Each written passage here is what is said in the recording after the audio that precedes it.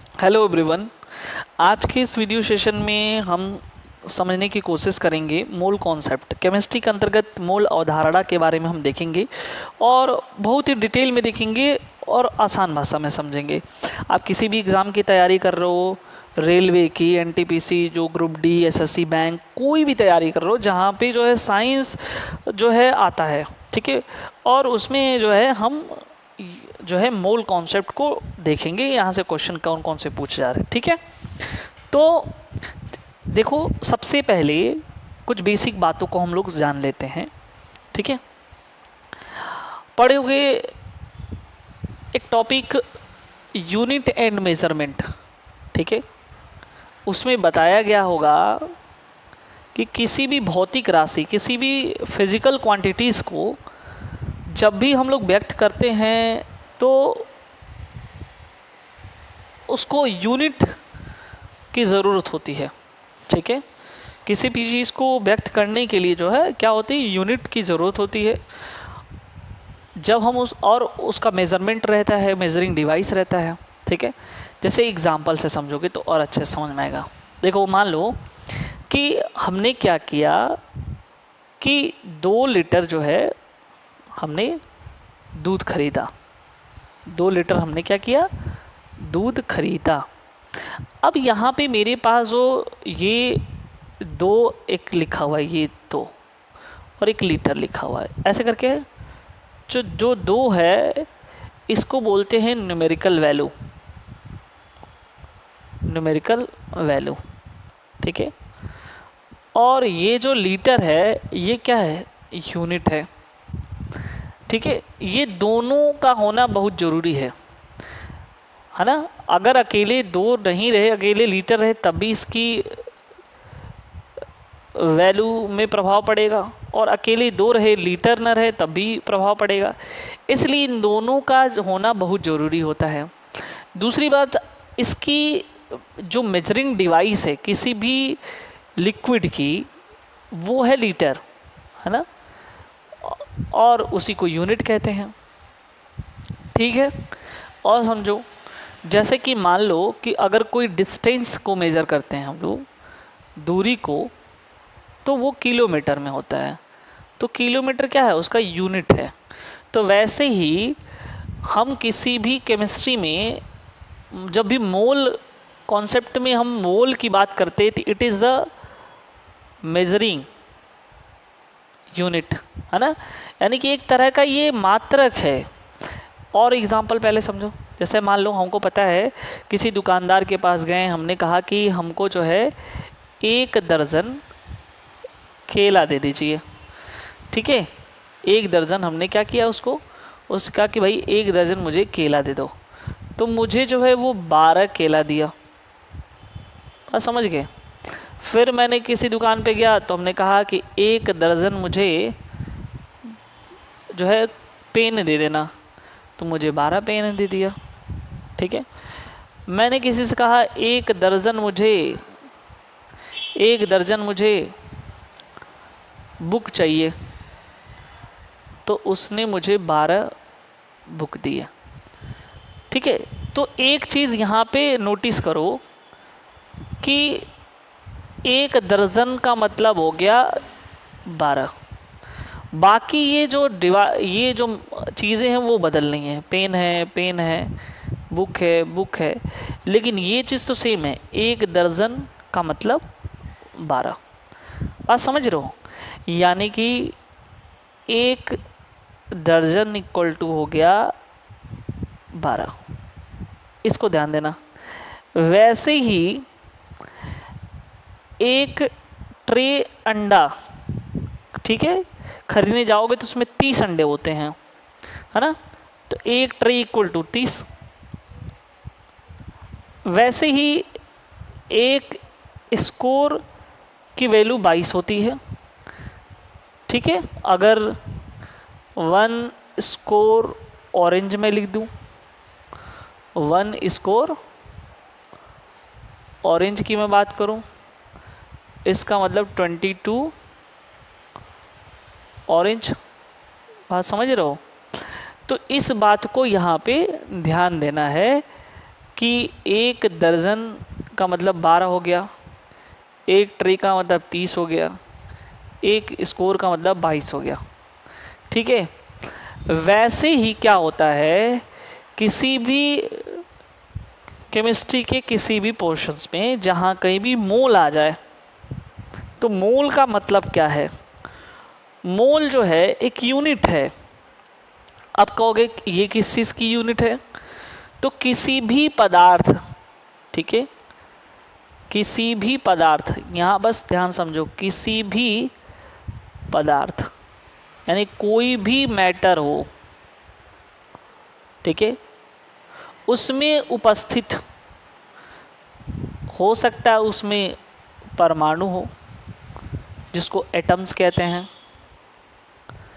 हो सकता है उसमें अणु हो जिसको हम लोग मॉलिक्यूल कहते हैं,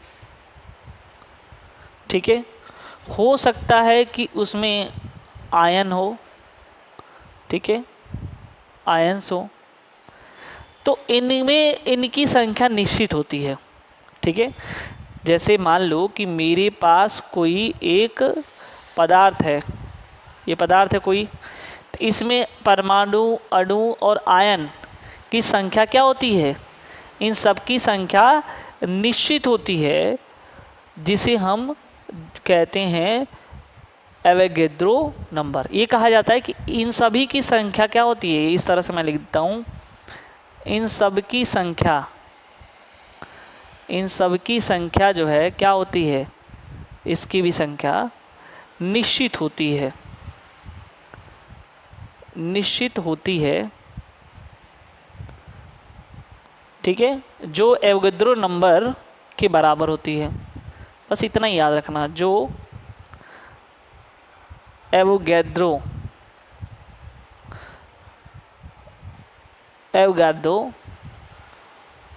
नंबर के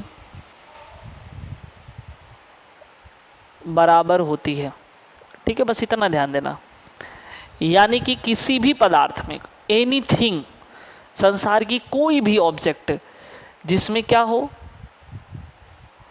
परमाणु जिसको कहते हैं एटम, अणु मतलब मॉलिक्यूल, आयन, ठीक है, इनमें जो परमाणु, अणु या आयन होते हैं उनकी संख्या, ठीक है, निश्चित होती है। यहाँ मैं लिख देता हूँ इनकी संख्या,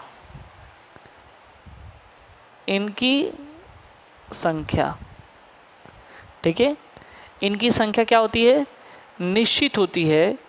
उसे ही हम बोलते हैं क्या, मोल। और वो क्या होती है, एवोगैड्रो नंबर के इक्वल होती है। अब कहोगे सर एवोगैड्रो नंबर क्या होता है? तो हमने तो बताया यही परमाणु, अणु, आयन कोई भी हो सकता है। एवोगैड्रो नंबर को सबसे पहली बात हम बता दें, एवोगैड्रो नंबर को Na से लिखा जाता है। ठीक है, Na से लिखा जाता है, पहली तो बात ये हो गई।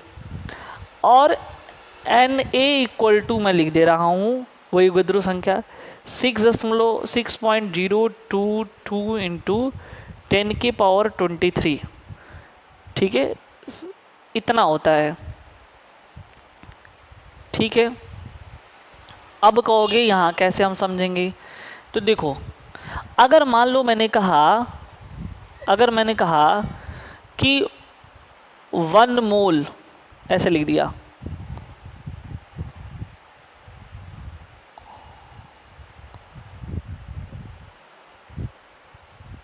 1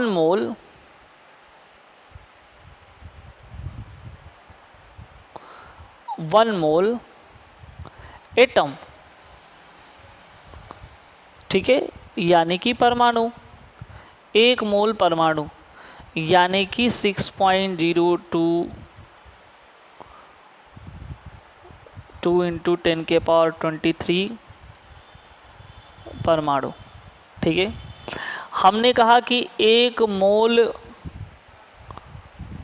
मॉलिक्यूल, इसका मतलब हुआ 6.022 इंटू 10⁻23 मॉलिक्यूल। हमने कहा 1 मोल आयंस, तो इसका मतलब हुआ 6.022 इंटू 10⁻23 आयंस। ठीक है, चलो हमने कहा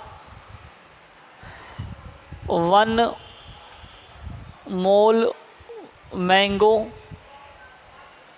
ठीक है, तो इसका मतलब 6.022 इंटू 10⁻23 मैंगो। बात समझ रहे हो? ठीक वही पैटर्न नहीं दिखाई दे रहा है जो डजन वाले में था, स्कोर वाले में था, ट्रे वाले में था।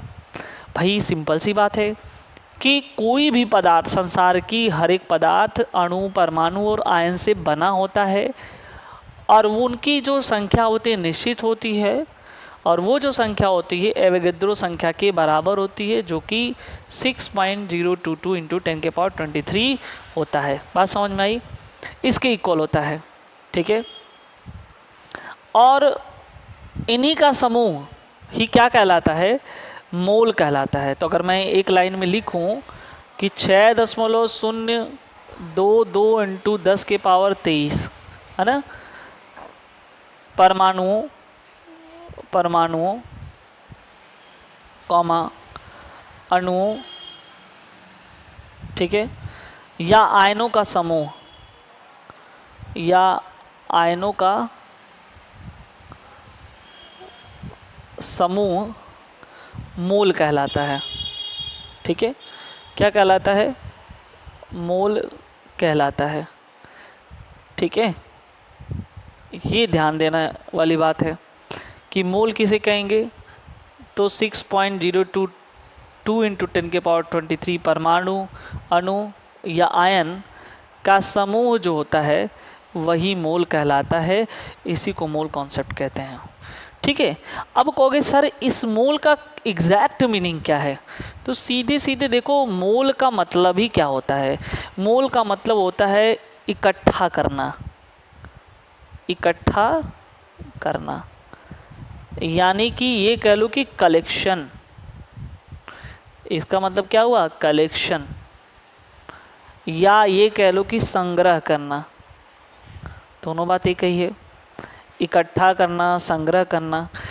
अगर ये जो टर्म है मोल, मोल शब्द जो है ऑसवाल्ड नामक साइंटिस्ट ने जो है, ऑसवाल्ड, यह शब्द ऐसे लिख देते, यह शब्द ऑसवाल्ड ने दिया था। तो ये भी जो है पॉइंट आपके दिमाग में होना चाहिए कि किसने दिया था। तो यह शब्द ऑसवाल्ड ने दिया था।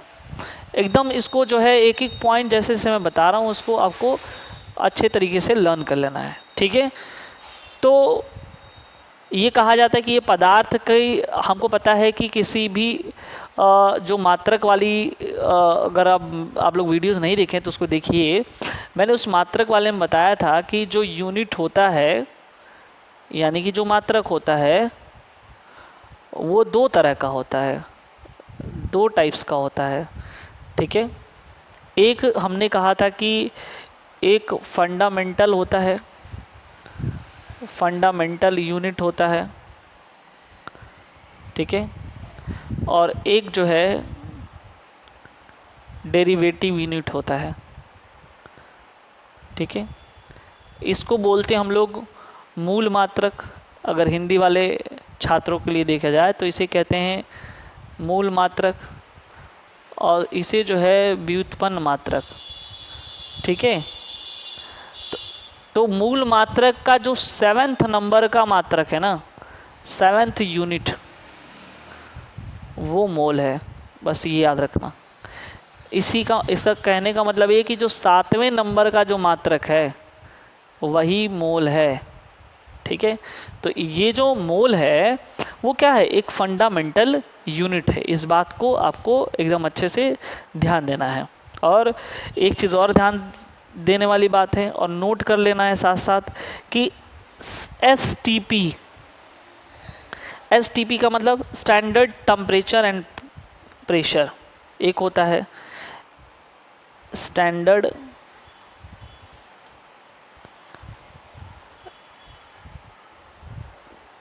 Temperature and pressure. कभी कभी तो फुल फॉर्म ही पूछ लेता है। एक होता है एनटीपी, ठीक है, इसको बोलते हैं नॉर्मल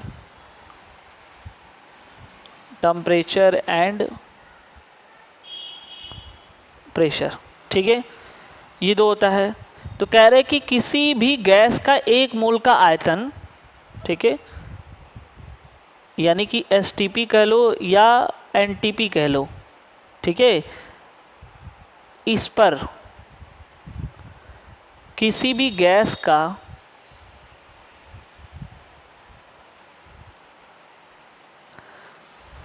एक मोल का आयतन, ये याद करना है, एक मोल का आयतन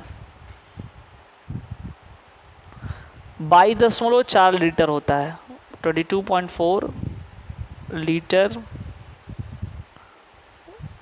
होता है, ठीक है, याद रखना। तथा ये जो 22.4 लीटर है में अणुओं की संख्या में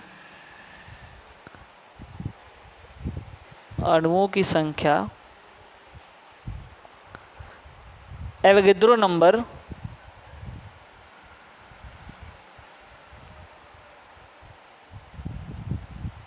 6.022 इंटू 10⁻23 के बराबर होता है। एकदम रट जाना, ये इम्पोर्टेंट है, बराबर होता है। अब यहाँ पहले समझ लो, देखो हमने क्या कहा कि चाहे एसटीपी हो चाहे एनटीपी हो, दोनों बातें एक ही है। तो कह रहे इस पर कोई गैस हो, किसी भी गैस की एक मोल का आयतन, एक मोल का आयतन कितना होता है, 22.4 लीटर होता है, ये इम्पोर्टेंट है। और 22.4 लीटर में जो है, जो भी अणुओं की संख्या होती है वो एवोगैड्रो नंबर यानी कि 6.022 इंटू 10⁻23 के क्या होती है, बराबर होती है। तो ये इम्पोर्टेंट पॉइंट था आपके लिए, ठीक है। अब हम कुछ एग्जाम्पल के ज़रिए से समझेंगे ताकि अच्छे से समझ में आए। जैसे देखो यहाँ पे ऑक्सीजन है, ये जो है वो जो होता है उसको हम क्या कहते हैं, इसको बोलते हैं हम लोग ऑक्सीजन, ऑक्सीजन, ठीक है, इसको क्या बोलते हैं, इसको हम ऑक्सीजन कहेंगे। अब ऑक्सीजन को यहाँ पे देखना है, ऑक्सीजन में जो है कह रहा है कि ये कितनी परमाणु हैं। ये जो ऑक्सीजन है केवल एक एटम है, एक एटम है, यानी कि एक परमाणु है कि नहीं, यहाँ पे एक परमाणु है। अच्छा, अगर कहीं ऐसे लिखा O2, ठीक है, तो ये भी ऑक्सीजन है, ये भी क्या है, ये भी ऑक्सीजन है, लेकिन ये क्या है, ये मॉलिक्यूल्स के फॉर्म में है, दोनों में अंतर है, ये परमाणु के रूप में है और ये अणु के रूप में है, ठीक है। तो ये चीज़ आपको याद रखना है।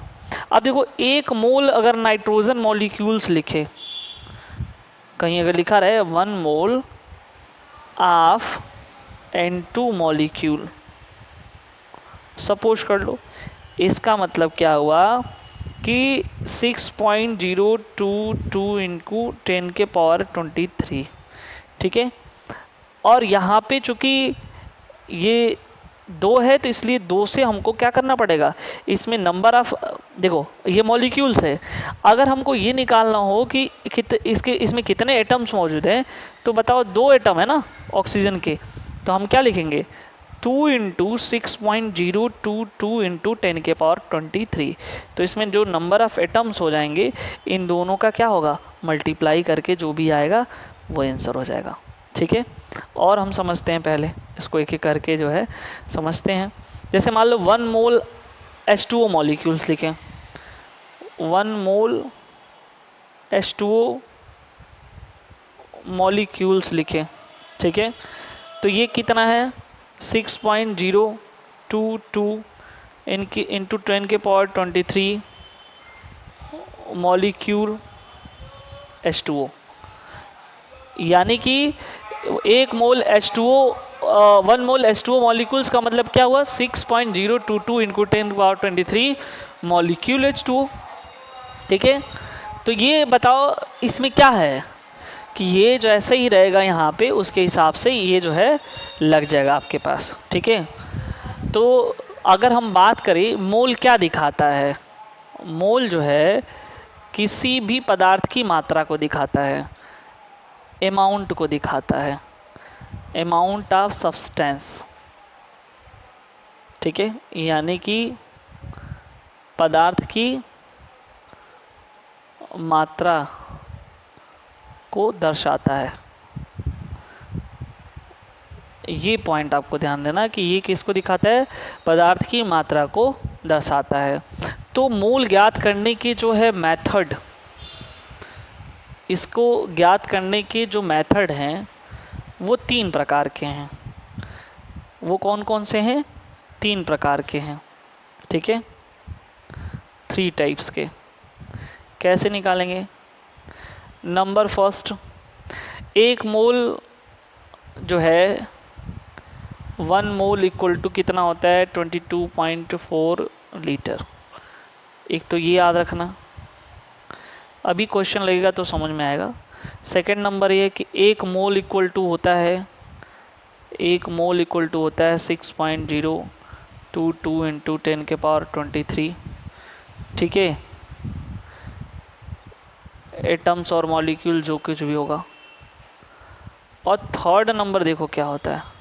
थर्ड नंबर मोल निकालने के लिए जो फॉर्मूला होता है वो होता है भार, भार यानी कि मात्रा,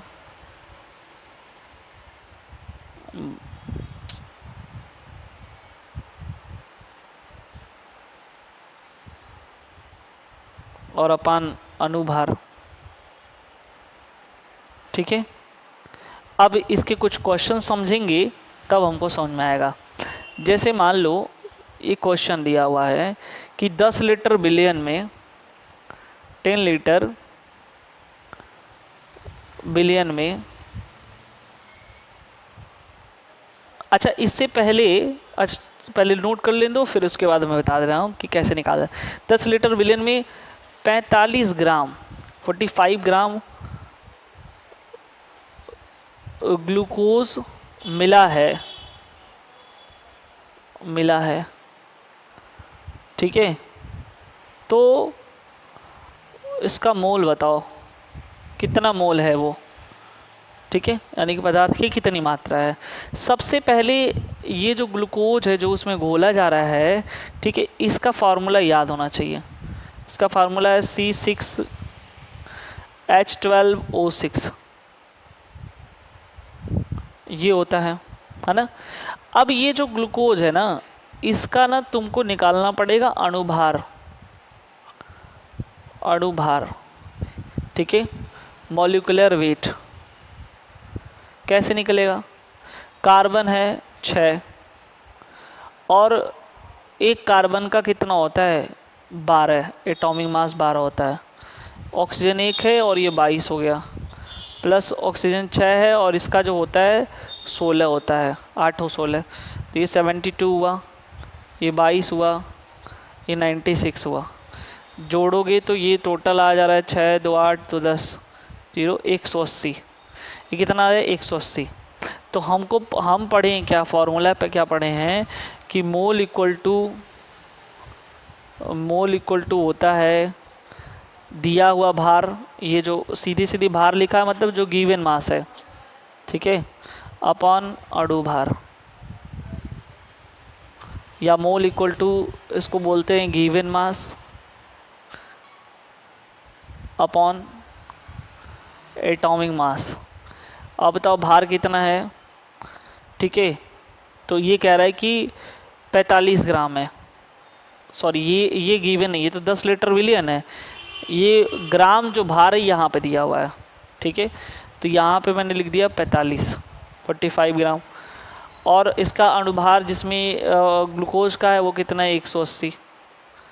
अगर हम इसको डिवाइड करें तो 45 × 45 और ये 4, तो ये हो जाएगा 1/4। इसको डिवाइड करेंगे तो ये 0.25 आ जाएगा। इतना मोल जो है ग्लूकोज उसमें मिला है। बात समझ रहे हो?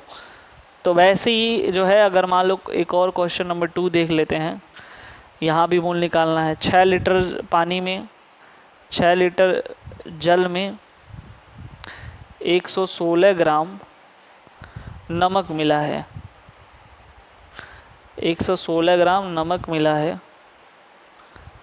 तो मोल संख्या कितनी है? मोल संख्या कितनी है? ठीक है, अब देखो यहाँ पे, तो सबसे पहले NaCl को मुझे पता होना चाहिए। तो इसका अनुभार निकालेंगे। Na का 23 होगा और Cl का 35.5, यानी कि मान लो अप्रॉक्स 35। तो ये जोड़ लोगे तो 58 हो जाएगा। देखिए, जैसे ही मोल निकालोगे तो ये 116 ग्राम गिवन मास हो जाएगा और नीचे 58 हो जाएगा। लगभग क्या ये पूरा 2 बार में कटेगा, तो इसकी मोलों की संख्या कितनी होगी? 2 मोल हो गई। ठीक है, तो ऐसे ही निकालना। एग्ज़ाम में ऐसे क्वेश्चन दिया रहेगा ऑप्शन, तो इस तरह से निकालना पड़ेगा तुमको। ठीक है, 3rd नंबर एक क्वेश्चन देख लो। जैसे मान लो लिखा 720 ग्राम जल में कितने मोल होंगे? 720 ग्राम जल में कितने मोल होंगे? कितने मोल होंगे? ठीक है, अब यहाँ से कैसे निकालोगे? तो पहले तो ये जल का फार्मूला जानते हो, H2O। इसका मॉलिक्यूलर जो वेट है वो निकालो। 1 × 2 हुआ, प्लस ऑक्सीजन का क्या था? 8 हो 16, तो यही तो है। तो 16 और ये हो गया 18, 18 हो गया। अगर हमको नंबर ऑफ मोल निकालना हो, नंबर ऑफ मोल निकालना हो तो क्या करेंगे? ये जो गिवन मास ये है, ठीक है, गिवन मास यही तो फार्मूला है, अपॉन एटॉमिक मास। तो गिवन मास दिया हुआ है 720 ग्राम और ये 18 है। अगर इसको हम कट करेंगे तो 18 4 जा 72, तो ये 40 मोल हुआ और यही मेरा आंसर है। ठीक है, तो इस तरह से जो हमको इसको निकालना है। ठीक है, ये चीज़ आपको पता होनी चाहिए।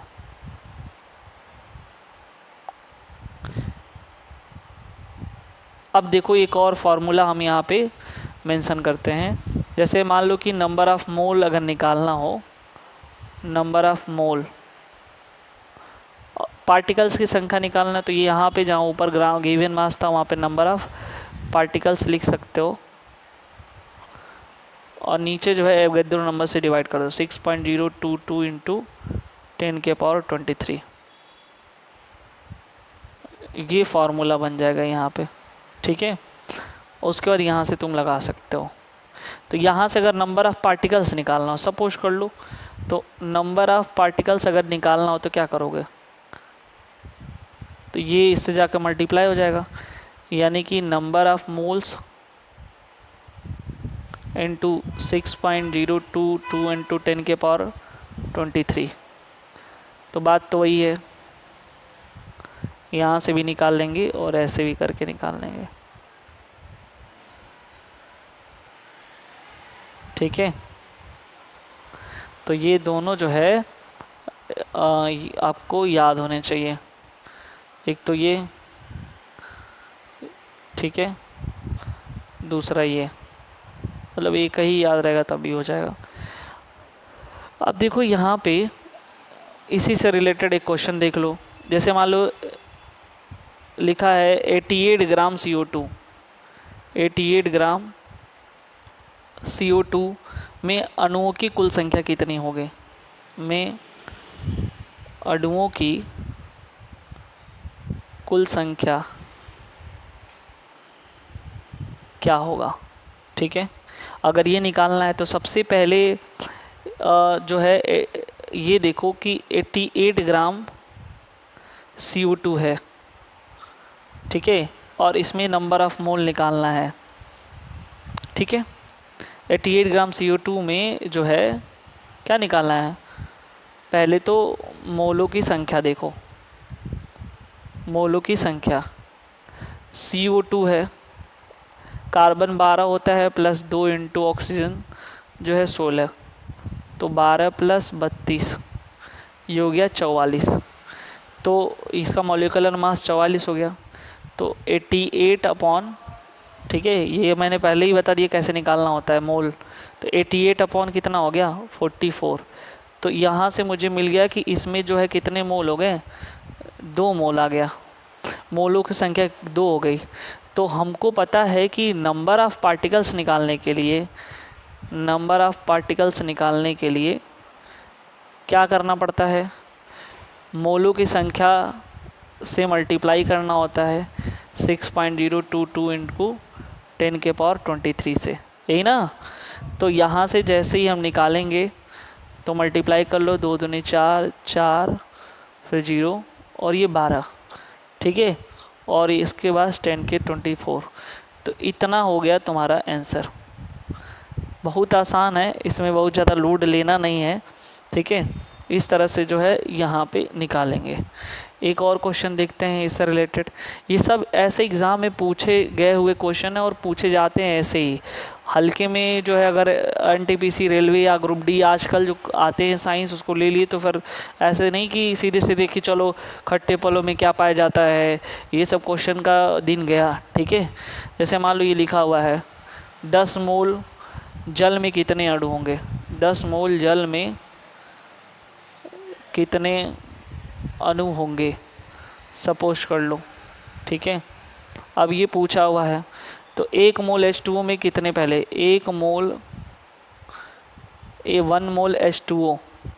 तो 1 मोल H2O का क्या मतलब है, यानी कि हम तो पहले ही बता चुके हैं कि जितना जो चीज़ लिखे उसको इतना लिख देना, इतना मोल H2O। इसका तो बात एक ही है ना, एवोगैड्रो नंबर के इक्वल है।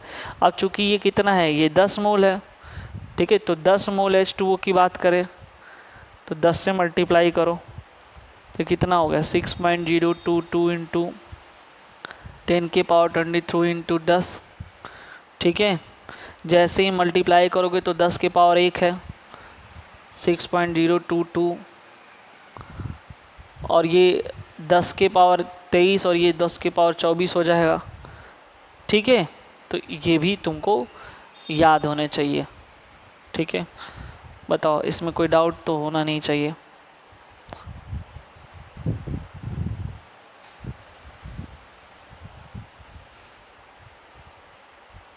तो इस तरह से इस लेवल से क्वेश्चन पूछे जाते हैं।